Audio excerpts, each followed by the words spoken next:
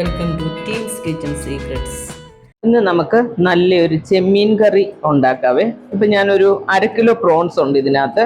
അതിന്റെ ആ ഒരു നാരൊക്കെ എടുത്ത് കളഞ്ഞ് നല്ല പോലെ വാഷ് ചെയ്ത് നമ്മൾ വെച്ചേക്കുവാണേ. പിന്നെ നമുക്ക് വേണ്ടത് ഒരു 10-15 ചുവന്നുള്ളി ഞാൻ അരിഞ്ഞു വെച്ചിട്ടുണ്ട്, ഒരു 4-5 കഷ്ണം വെളുത്തുള്ളി ചതച്ച് വെച്ചിട്ടുണ്ട്, ചെറിയൊരു പീസ് ഇഞ്ചി അതും ഞാനിവിടെ ചതച്ച് വെച്ചേക്കുവാണേ. പിന്നെ ഒരു 5-6 കാന്താരി ഇല്ലാത്തവര് 2 പച്ചമുളക് ഇട്ടാൽ മതിയേ.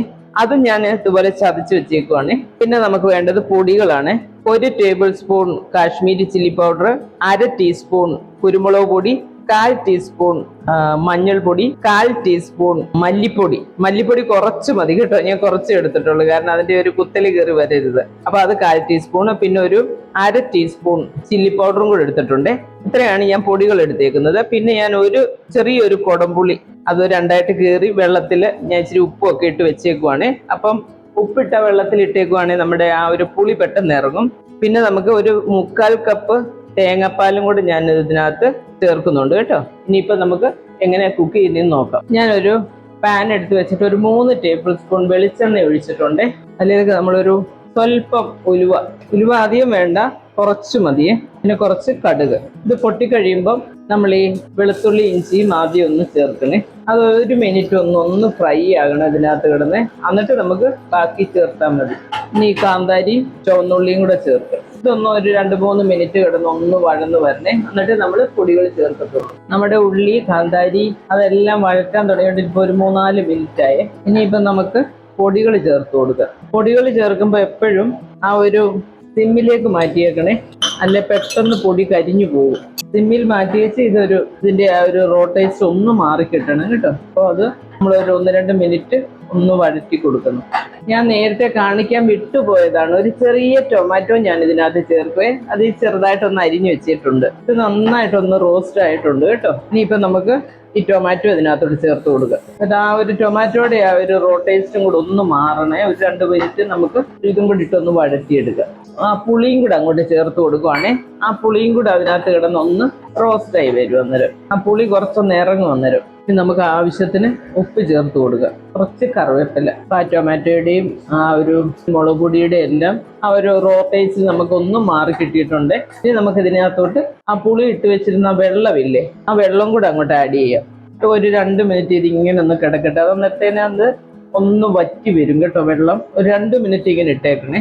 സമയത്ത് നമ്മൾ ഉപ്പൊക്കെ ഉണ്ടോ എന്ന് നോക്കിക്കോണം. അതിൻ്റെ ആ ഒരു പുളി, ആ ടൊമാറ്റോയുടെ പുളിയും പിന്നെ നമ്മൾ ആ ചേർത്ത കുടംപുളിയുടെ പുളിയും എല്ലാം ഒന്ന് ഇറങ്ങി ഈ ഒരു ഗ്രേവി ഒന്ന് സെറ്റായി വരുവേ ഈ ഒരു 2 മിനിറ്റ് കൊണ്ടേ.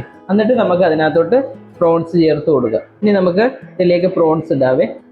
ഈ പ്രോൺസിനകത്തുനിന്ന് കുറച്ച് വെള്ളം ഇറങ്ങി വരും കേട്ടോ. ഇനി ഫ്ലെയിം ഇച്ചിരി കൂട്ടി കൊടുക്കണം. നമ്മൾ ഇത്രയും നേരം ഫ്ലെയിം കുറച്ച് വെച്ചേക്കുമായിരുന്നു ആ ഒരു പൊടികളൊക്കെ ചേർത്തപ്പോഴേ. എൻ്റെ ചാനലിനകത്ത് ഞാൻ ഒരുപാട് പ്രോൺസിന്റെ ഡിഷസ് ഒക്കെ ഇട്ടിട്ടുണ്ട് കേട്ടോ. ഒഴിച്ചെറി ആണേലും ഫ്രൈ ആണേലും മസാല റോസ്റ്റ് അങ്ങനെ പല ടൈപ്പ് ഡിഷസ് ഇട്ടിട്ടുണ്ട്.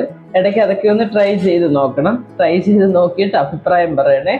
ചിലരൊക്കെ അഭിപ്രായം പറയുന്നുണ്ട്, അവർക്കൊക്കെ ഒത്തിരി താങ്ക്സ് കേട്ടോ. ഇനി ഇത് നമുക്ക് 2-3 മിനിറ്റ് ഒന്ന് അടച്ചു വെക്കാം. അടച്ചു വെക്കുമ്പോഴത്തേന് ആ പ്രോൺസിനകത്തു നിന്നുള്ള വെള്ളം ഇറങ്ങി വരും. ഇറങ്ങി വന്നതിന് ശേഷം നമുക്ക് തേങ്ങാപ്പാലൊക്കെ ആഡ് ചെയ്താൽ മതി കേട്ടോ.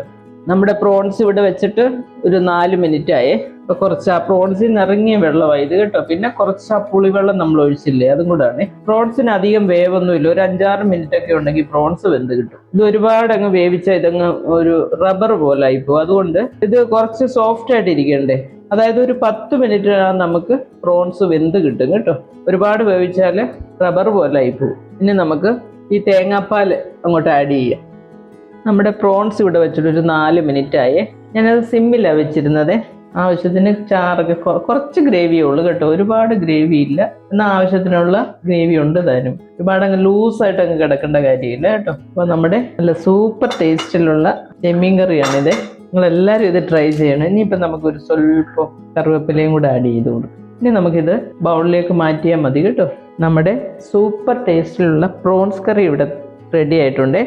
ഇത് നല്ല ചൂട് ചോറിൻ്റെയും ചപ്പാത്തിയുടെയും ഒക്കെ കൂടെ പോകും, നന്നായിട്ട് പോകും കേട്ടോ. പിന്നെ പുട്ടിൻ്റെ കൂടെ ഒക്കെ പ്രോൺസ് കറി കഴിക്കാൻ ഇഷ്ടമുള്ളവരാണെങ്കിൽ പുട്ടിൻ്റെ കൂടെ പോകും. പിന്നെ പത്തിരിയുടെ കൂടെ, ഇടിയപ്പം, അതിൻ്റെ എല്ലാത്തിൻ്റെയും കൂടെ നന്നായിട്ട് ചേർന്ന് പോകുന്ന ഒരു കറിയായത് കേട്ടോ.